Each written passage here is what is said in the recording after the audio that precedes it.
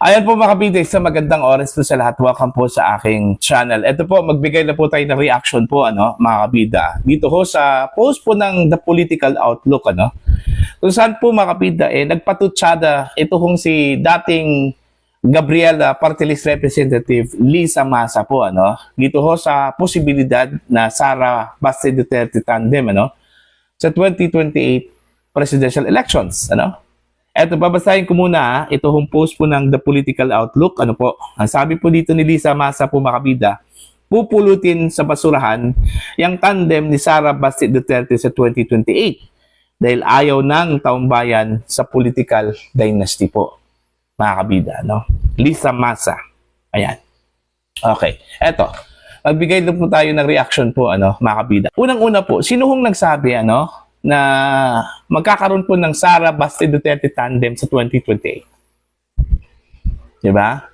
Actually, ang nagpalaki lang po dito mga kabida, itong mga supporters po, ng mga Duterte, Nagsimula po ito noong sinabi po ni Baste Duterte, sa isang event po sa Davao City, I think around ng Davao yun, mga kabida, na ang kanyang presidente po sa 2028 ay ito pong si Sara Duterte. Alright? Binigyan po ng kulay po ng mga supporters.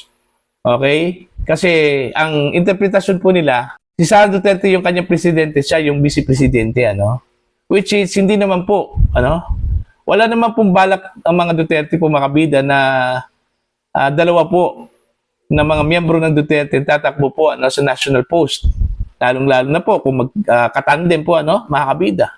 Aware po niyan ang mga Duterte na hindi po maganda tingnan kung dalawa po sila tatakbo. Okay? Diyan po sa posisyon bilang Pangulo at saka pangalawang Pangulo po, mga kabida. Okay? Mga supporters lang po yung nagpalaki niyan eh.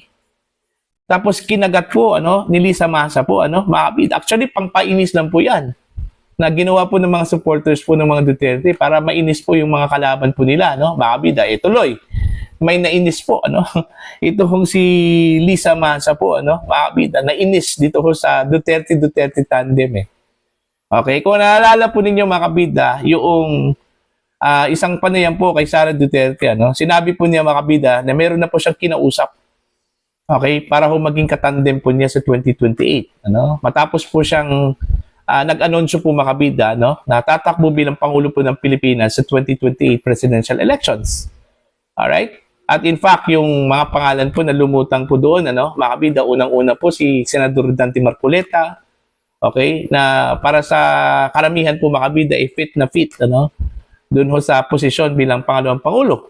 Kasi sa sinabi kasi ni Sara Duterte mga kabida, bibigyan daw niya ng role, itong magiging katandem po niya mga kabida, na kung sakali man po manalo po bilang pangalawang Pangulo, siya yung in charge sa accountability po ng mga opisyal ng gobyerno mga kabida na sangkot po sa katiwalian, pag nanakaw po mga kabida po.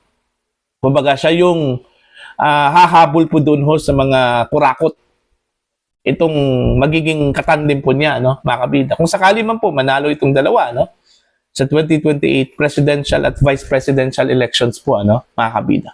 I'm sure and I believe na hindi ho si Baste Duterte yung kanya hong pinatutungkulan po, mga kabida, ni Vice President Sara Duterte, po. Okay? Pero, para sa akin, modesty aside po, mga kabida, hindi naman po siguro masama, kung Duterte.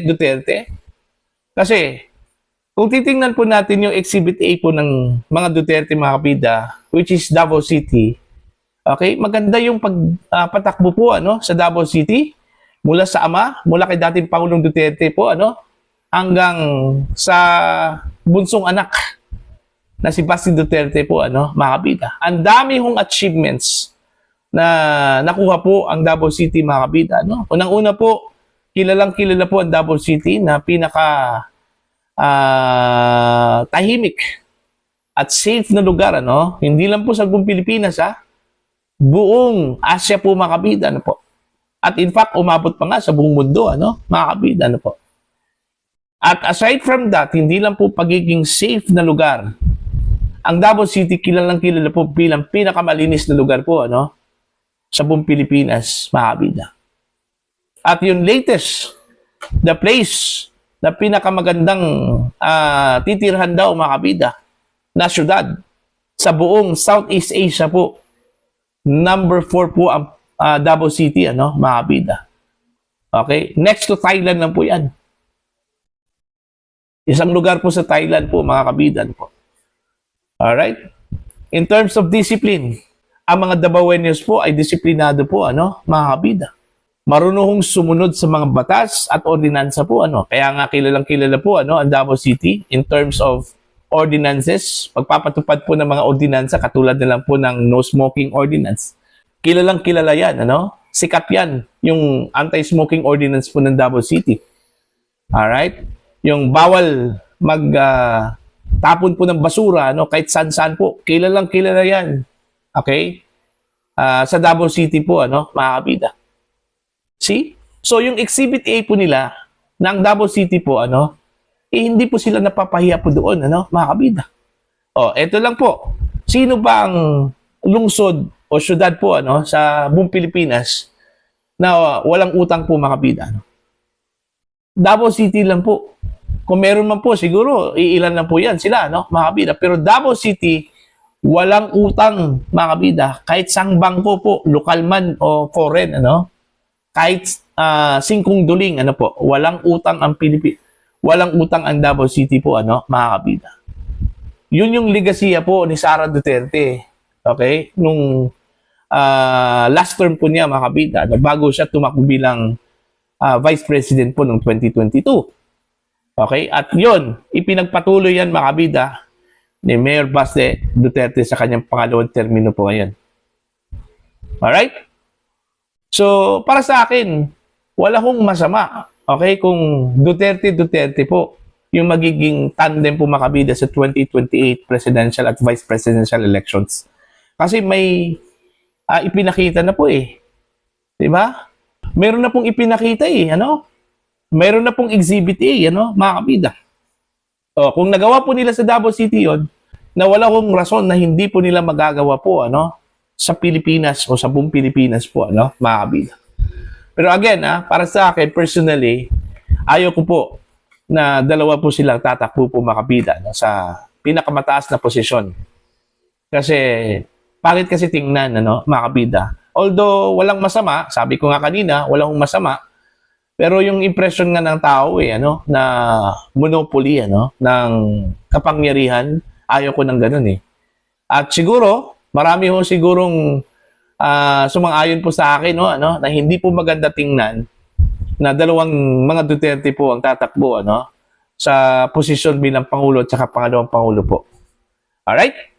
So, what do you think, mga kabida? Anong tingin po ninyo? Maganda ba yung panukala po, na tandem po ni Sara Duterte at saka ni Baste Duterte, Kung sakali man po mangyayari yan, mga kabida, Okay? Hindi ako maniniwala po na pupulutin po sila sa basurahan. Gaya ng sinabi po, mga kabida, ni Lisa Masa po. Okay? Posible hong tanggapin yan ng mga Pilipino. Kasi yun nga nakita po nila sa mga Duterte yung katapatan po, mga kabida, na magsilbi sa taong bayan po. Alright? Gaya ng sinabi ko po, mga kabida, hindi man po ako sang-ayon, pero posibleng mangyari yan kasi hindi naman po masama yun, mga kabida.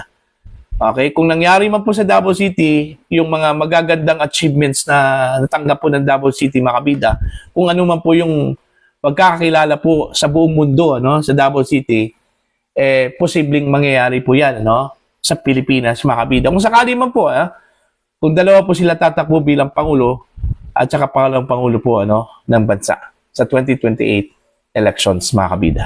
Para po sa inyo, ano po ang inyong opinion dito? Dito ho sa sinabi po ni Lisa Masa na pupulutin daw sa basurahan ito hong Sara Baste Duterte tandem kung sakali man po mangyari po ito sa 2028, mga kabida. Alright? Do you think ayaw ho ng mga Pilipino ng Duterte tandem sa 2028 dahil political dynasty daw, mga kabida? Please comment down.